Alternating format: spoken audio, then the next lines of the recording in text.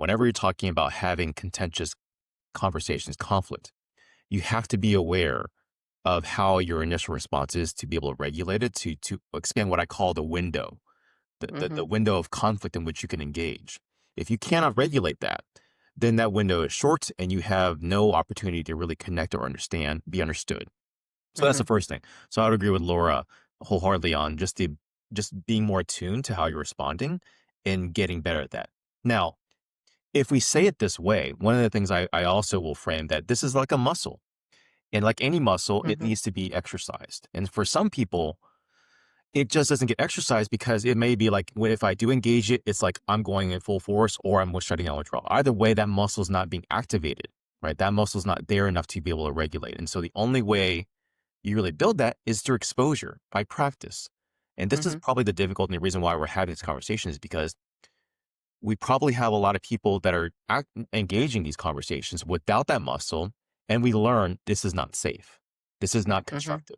And so we never get the opportunity to develop that muscle in a healthy way. And so this is the conundrum I think I would say that a lot of us face is that, yeah, it would be great to learn that, but how do I do that in a constructive way? I'm going to pull the veil back a little bit and give people, our listeners, a sneak peek into what actually happens for therapists in the room.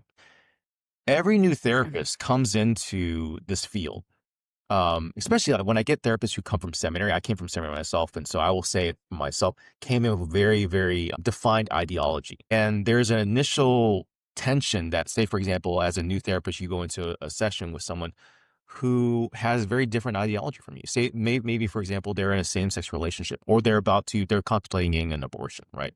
There's all these things that are going on in that room, and the therapist has to decide, is my objective going to be trying to change their mind or influence their thinking?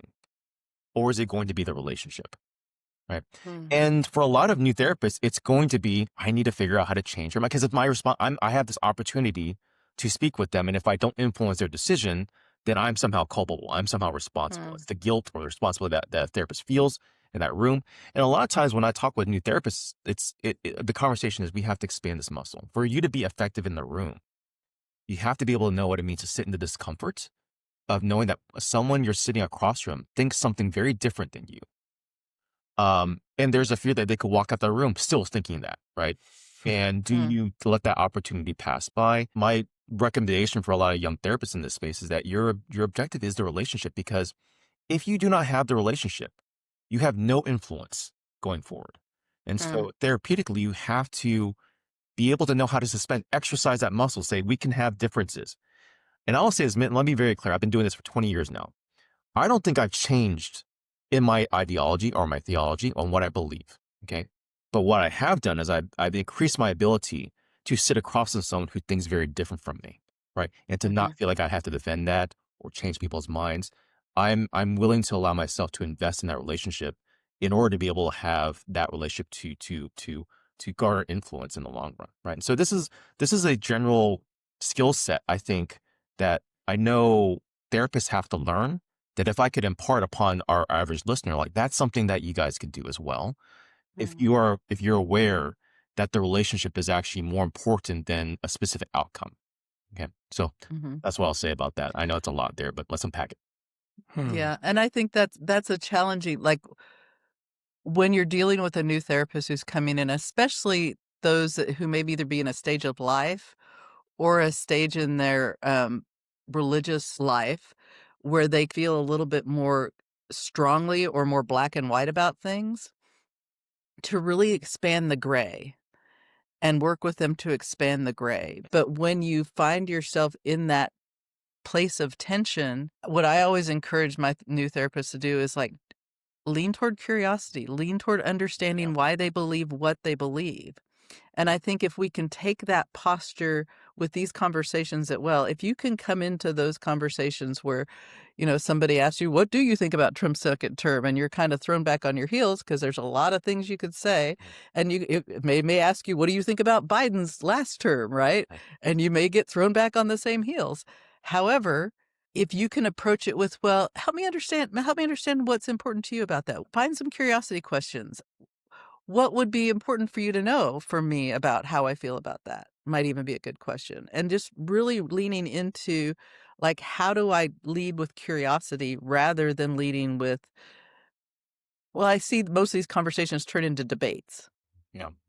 where I'm trying to convince you that my position is right and you're trying to convince me that your position is right, rather than help me understand the values that you have that make you feel that way. Hmm. And that's a deeper conversation because we can argue all day about who should have invaded who, or was this the right thing to do, or which one of these people have war crimes and which ones don't. We can argue about that all day long. But we could also talk more about, help me understand, what values do you have that make you feel that way? Yeah. Hmm. Yeah. And I think that's a more valuable and more relational conversation. Yeah. Yeah. Let me follow up real quick on a comment you made, Lee, because I'm thinking this, and I'm guessing people listening would also wonder this too. So when you say relationship over outcome, can you flesh that out a little more? Because it can sound like you're saying that, well, the convictions I have, I just need to put those aside for the sake of the relationship. And as we were saying earlier, the reason these get so fraught is that the conviction that I have about something, I feel really strongly about it.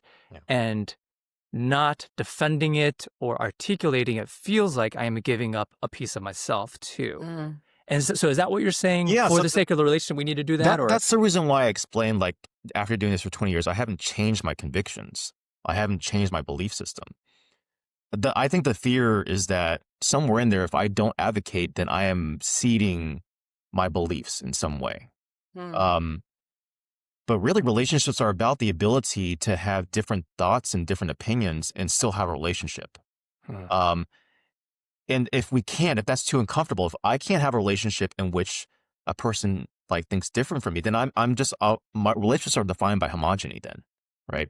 And that's how we have groupthink. That's how we have silos, Mm. right? And so I think that that's part of, like the difficulty for a lot of people is that, thinking that they're going to give up parts of themselves if I don't advocate, or that they think if I don't advocate, then I'm allowing a different ideology to expand without me checking it, and somehow I'm responsible for checking the culture in which we are in. And so those are the things I typically find for a lot of people. Mm. So an act of love I find in relationships is, I'm willing to understand you before you're willing to understand me. And if I continue to hold that posture, that's a gift of compassion and generosity. And also, I would say in terms of conflict in a relationship, I find that people do not care what you have to say until they know you care. And so when I think about relationships over outcome, I'm thinking I'm depositing as much as I can into demonstrating care for the person I'm talking to, showing compassion. At that point, I will garner the equity I feel like I need over time to say, hey, we can have a much more robust conversation now, right? Yeah. Hmm. Yeah. So it's almost like, first of all, from the perspective of persuasion or communication, if we start off with that vantage point of, yeah, I do have something that I really believe, and I think it's important to communicate that. Well, don't you want it to be effective? Well, of course. Do I want to just be wasting words? No, of course not. And so I think what I hear you saying is none of that transformation can happen apart from relationship. And relationship requires a posture of listening, Yeah. a posture of curiosity. And can I just add a little bit of the pastor in me wants to say this right now. So Yeah. that is the essence of the gospel message, right? Like that Jesus would come in a way to connect with us, to demonstrate care and compassion in ways that we can understand and be understood. And then from there, draw us into change, right? And so that is typically the mechanism we find at the base of Christian theology, that change and transformation happens through relationship. It Mm. happens through compassion and safety in that relationship, right? If it is cold or detached or about behavior, then I find that it's just going to be much more difficult to see real transformation happen.